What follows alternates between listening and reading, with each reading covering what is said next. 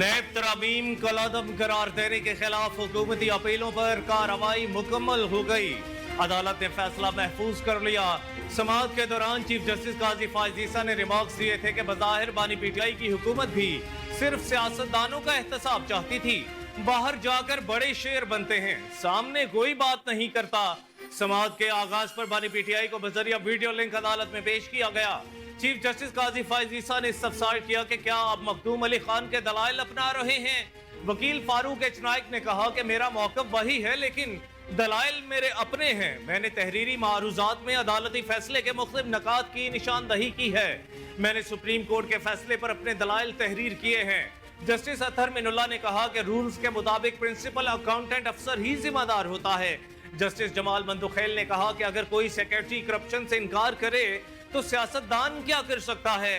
Chief justice ने कहा कि सिर्फ सियासतदानों को नैब के दायरे इख्तियार में क्यों रखा गया, ये समझ से बालातर है। बतौर सीनियर वकील आपकी क्या राय है। जस्टिस मंसूर अली शाह की राय दुरुस्त थी या दो रुकनी बेंच का फैसला। वकील ख्वाजा हारिस ने कहा कि मेरी राय में जस्टिस मंसूर अली शाह का नोट दुरुस्त नहीं था। चीफ जस्टिस ने कहा कि प्रैक्टिस एंड प्रोसीजर कानून के खिलाफ केस को पहले लगाया जाना चाहिए था। बाहर जाकर कैमरे पर गालियां देते हैं, गालियां देना तो आसान काम है।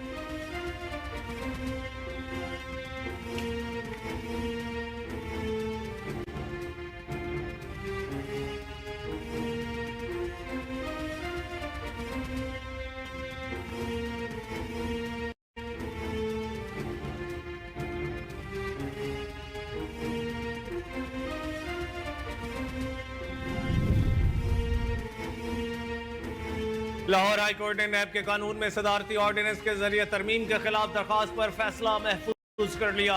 जस्टिस शुजात अली खान ने शहरी मुनीर अहमद की दरखास्त पर समाअत की। दौरान समाअत डिप्टी अटॉर्नी जनरल ने बताया कि इस नौयत की कोई दरखास्त सुप्रीम कोर्ट में ज़र इल्तवा नहीं।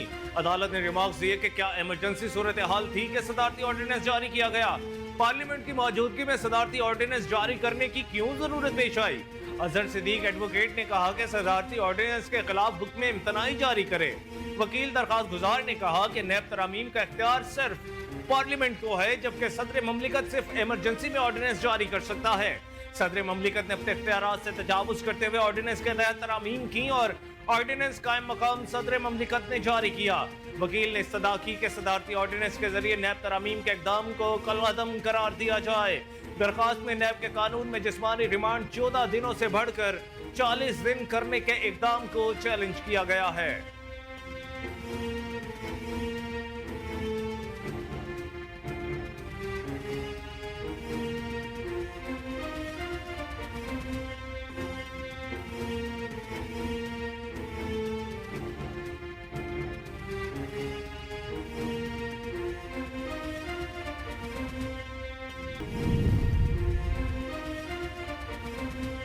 वज़ीर आज़म शहबाज शरीफ ने China international development cooperation agency के चेयरमैन से मुलाकात में कहा कि पाकिस्तान चीन की तरक्की के मॉडल से इस्तिफादा हासिल करना चाहता है। वज़ीर आज़म शहबाज शरीफ से China international development cooperation agency के चेयरमैन लू याओहुई की मुलाकात हुई। मुलाकात में पायदार दोस्ती और मुश्तरका तरक्की, स्ट्रेटेजी का एतमाद और बाहमी ताउन के फ़रोग पर तबादला ख्याल किया गया। इस मौके पर वज़ीर आज़म ने कहा कि सैटेलाइट मिशन से पाक चीन दोस्ती सरहदों से पार अब खलाओं में पहुंच चुकी है। चेयरमैन CIDCA आपने पाकिस्तान में बतौर सफीर अपनी जिम्मेदारियां अहसन तरीके से सर अंजाम दी। पाकिस्तान में मुकीम चीनी बाशिंदों की सिक्योरिटी हुकूमत पाकिस्तान की अव्वलीन तरजीह है।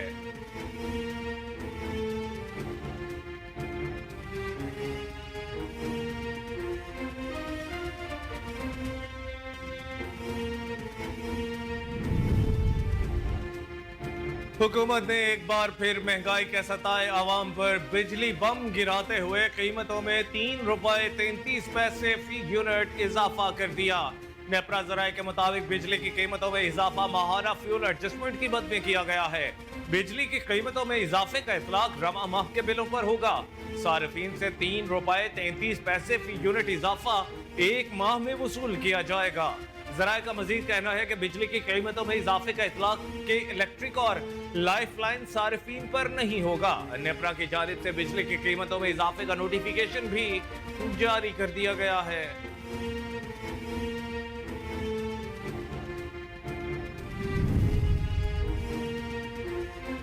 महंगाई की चक्की में पिसे अवाम को एक और रिलीफ देने की तैयारी कर ली गई। पेट्रोलियम मसनूआत की कीमतों में मजीद 12 रुपए तक कमी मतवक्के है।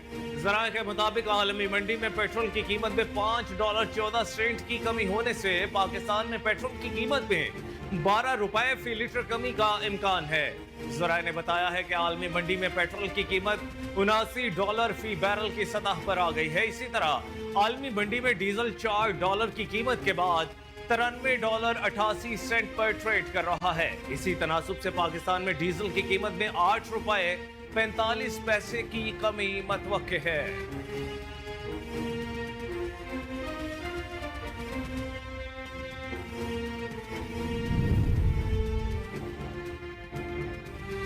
यकम जनवरी 2024 से 31 मई 2024 तक पाक फौज ने बलूचिस्तान में खारिज के खिलाफ मुख्तलिफ ऑपरेशन के दौरान 66 दहशत गर्दों को जहन्नुम वासल किया।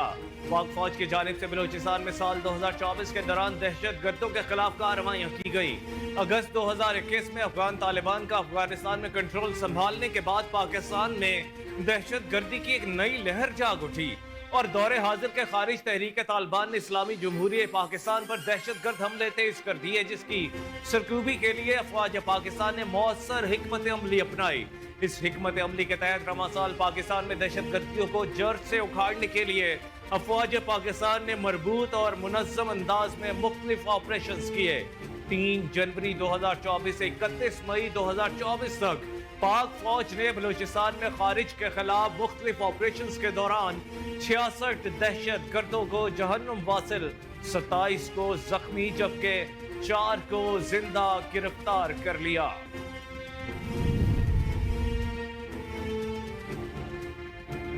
सदर ममलिकत आसिफ अली जरदारी ने कहा कि गिलगित बल्तिस्तान में सरमायाकारी से मुआशी खुशहाली आएगी। सदर ममलिकत आसिफ अली जरदारी से गिलगित बल्तिस्तान के काउंसिल के अरकान ने मुलाकात की।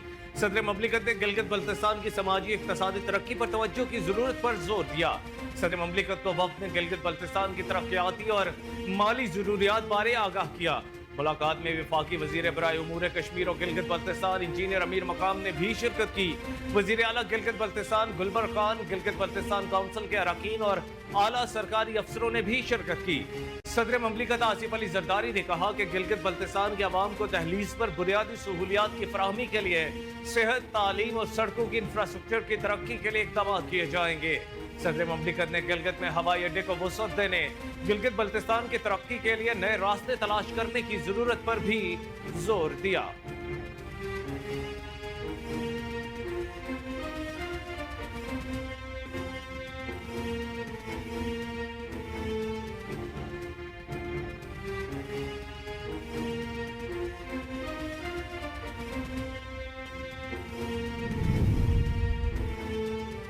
वज़ीर आला पंजाब मरियम नवाज शरीफ और पाकिस्तान मुस्लिम लीग नवाज के सदर मोहम्मद नवाज शरीफ से मुत्तहिदा अरब अमारात के सफीर हमाद अबैद इब्राहिम सलीम अल ज़ाबी ने मुलाकात की, जिसमें मुत्तहिदा अरब अमारात की सरमायाकारी के ऐलान को सराहा गया। वज़ीर आला मरियम नवाज शरीफ और मोहम्मद नवाज शरीफ ने UAE की जानिब से $10 अरब की सरमायाकारी के ऐलान पर शुक्रिया अदा किया। मुलाकात में दोतरफा ताल्लुकात के फ़रोग़, ज़राई तहकीक, टेक्नोलॉजी और तिजारत समेत मुख्तलिफ शोबों में ताउन बढ़ाने पर भी गुफ्तगू हुई। ज़राई पैदावारी सलाहियत बढ़ाने और ग़ज़ाई तहफ़्फ़ुज़ के फ़रोग़ के लिए इश्तराककार पर इत्तफ़ाक़ किया गया। इस मौके पर लाइफ स्टॉक डेवलपमेंट और डेयरी फार्मिंग के मुआवनत के इम्कानात का जायजा, टेक्सटाइल, फार्मास्यूटिकल और दीगर सनती शोबों में सरमायाकारी को फ़रोग़ देने पर भी गौर किया गया।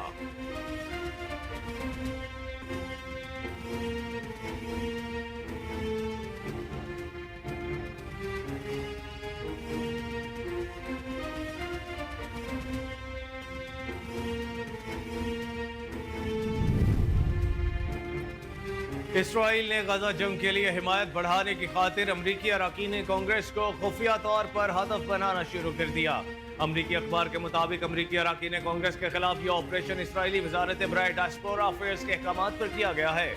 अमरीकी मीडिया के मुताबिक जाली सोशल मीडिया अकाउंट्स के जरिए अरकान कांग्रेस से मुतालबा किया जा रहा है कि वो इसराइली फौज की फंडिंग करें। अमरीकी अखबार ने दावा किया कि इसराइल की जानिब से 1 दर्जन से ज्यादा अरकान कांग्रेस को हदफ बनाया गया है। जिन अरकान को हदफ बनाया गया उनमें ज्यादातर सियाहफाम और डेमोक्रेट्स थे, जिनमें ईवान के अक़लियती लीडर हकीम जेफरी भी शामिल हैं। रिपोर्ट के मुताबिक इस मकसद के लिए $20 लाख सर्व किए गए और तल अवीव में मौजूद कंपनी की खिदमत ली गई। ये काम मसनूई जहानत की मदद से किया गया।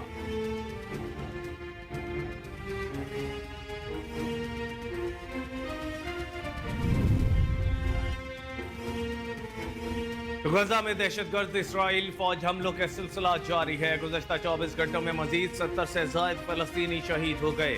अक़वाम मुत्तहिदा के मुताबिक अल-अक़सा अस्पताल में सैकड़ों मरीज लाए जा रहे हैं, जिनमें अक्सरियत झुलसने, हड्डियां टूटने या धारदार चीज से शदीद जख्मी होने वाले अफराद की है। अक़वाम मुत्तहिदा ने खबरदार किया है कि गजा में इमदाद की रसाई पर इसराइली पाबंदियों की वजह से जुलाई में 10 लाख से ज्यादा फलस्तीनी बदतरीन भूख का शिकार हो सकते हैं।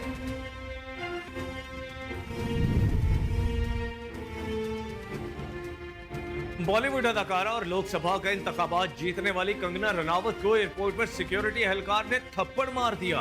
भारतीय मीडिया रिपोर्ट्स के मुताबिक नौमुंतखब रुकने पार्लियामेंट और अदाकारा कंगना रनावत को चंडीगढ़ एयरपोर्ट पर सेंट्रल इंडस्ट्रियल सिक्योरिटी फोर्स के खातून कांस्टेबल ने मुबैना तौर पर किसानों की बेइज्जती करने पर थप्पड़ मारा। भारतीय मीडिया का कहना है कि कंगना रनावत नई दिल्ली के लिए फ्लाइट में सवार होने वाली थी जब ये वाकया पेश आया। सीनियर अदाकारा सबा फैसल ने कहा है कि उन्होंने बेटी सादिया को जिंदगी में सिर्फ एक बार ही थप्पड़ मारा। अदाकारा सबा फैसल का बेटी सादिया फैसल के हमरा निजी टीवी के मॉर्निंग शो का एक वीडियो क्लिप वायरल हो रहा है, जिसमें उन्होंने बेटी को रात के क्लास फेलो से छुपकर बात करते हुए पकड़ने से मुतालिक वाकये का बताया। इस वीडियो क्लिप में सबा फैसल ने बताया, मेरी आदत थी कि मैं बच्चों के सोने के बाद उनके कमरों में छापे मारती थी। एक रोज मेरा बच्चों पर छापा मारने का कोई इरादा नहीं था, लेकिन जब उस रोज मैं लाउंज से गुजरी तो वो वहाँ कॉर्डलेस मौजूद नहीं था। बच्चों के कमरे में गई तो सबके ऊपर लिहाफ डले हुए थे। बज़ाहिर सब सो रहे थे। मैंने सादिया के बिस्तर से लिहाफ हटाया तो वहाँ सादिया ने लिहाफ के नीचे तकिए रखे हुए थे और खुद बाथरूम में थी।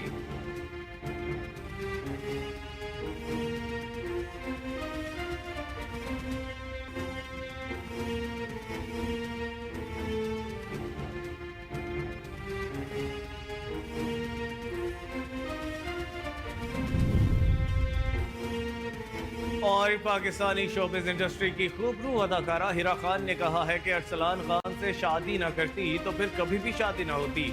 हाल ही में दिए गए एक इंटरव्यू के दौरान अदाकारा हिरा खान ने जहां मुख्तलिफ मौज़ूआत पर गुफ्तगू की, वहीं उन्होंने अपनी शादी और करियर से मुतालिक भी खुलकर इजहार ख्याल किया। शादी से मुतालिक किए गए एक सवाल के जवाब में हिरा खान का कहना था कि शोहर ने शादी से कबल मेरे लिए बहुत कुछ किया था, इसलिए मैंने उनसे ही शादी कर ली।